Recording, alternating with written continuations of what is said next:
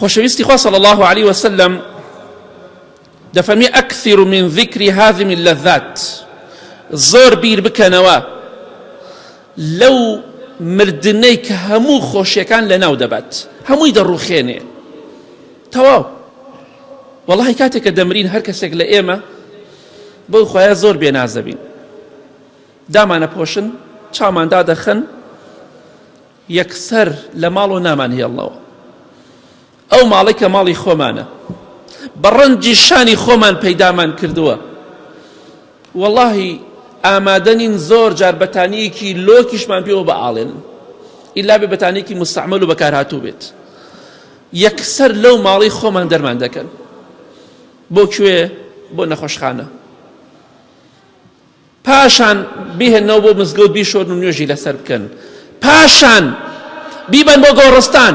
بەڵام پێش ئەوەی بتبەن بۆ نەخۆشخانە و پێش ئەوەی بتبەن بۆ مزگەوت، پێش ئەوەی ببن بۆ قەبرستان، جەماعەتێ دەنێنن بۆ گۆڕستان، دەی بە پەلە بڕۆن قەبرێکی بۆڵکەنن. با تاخیر نەبێ جەنازەکە، باجا جەنازەکەمان تاخیر نەبێ.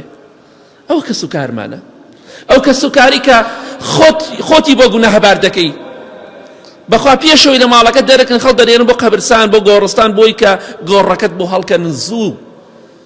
خەمی تۆیان نییە، خەمی ئەویانە سەرما و گەرمایان نەبێ، خەمی ئەویانە تۆ لاشەکە تێک نەچێ، خەمی ئەویانە ئەو نەکبەتانە فرای تەعزیەکە بکەون.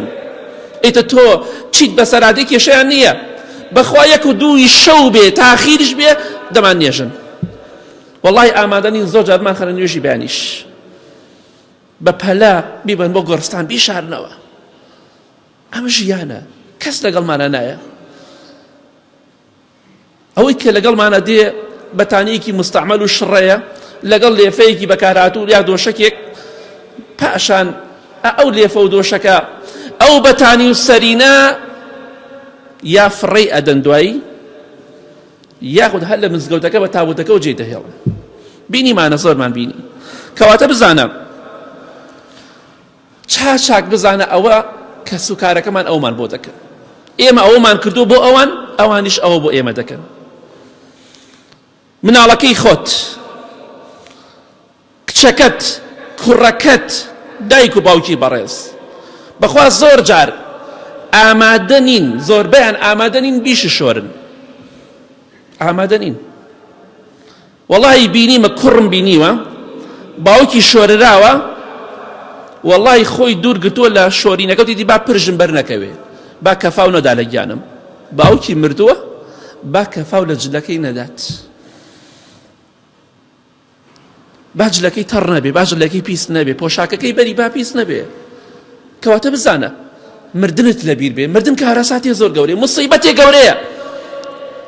بەڵام ئەو کەسێک کە خۆتی بۆ خراپەکەی زۆر جار ئامادەنیە پرژی گیانی تۆ کە دەتشۆرن، پرژی کەفاوەکە بەر گیانی بکەوێ. کەواتە خۆ تووشی حرام مەکە، بە دوای حرامە ڕامەکە. ئەوە بۆ تۆ حەڵاڵ نییە، مەڕۆ دەورە، ئەوە غەشە. خۆتی لێ بپارێزە، چونکە ڕۆژێک دێت دەتشۆرن بەبێ ئەوەی عیبە لای تۆ هەبێ، هەست و شعورت هەبێ، هەموو جلوبەرگەکانە بەرداکەن، هیچ هەست و شعورێکت نییە. شەرم نییە لای تۆ، چونکە ڕۆحت یان نەماوە، شعور و هەستن نەماوە. کەواتە مردنت لەبیر بێ.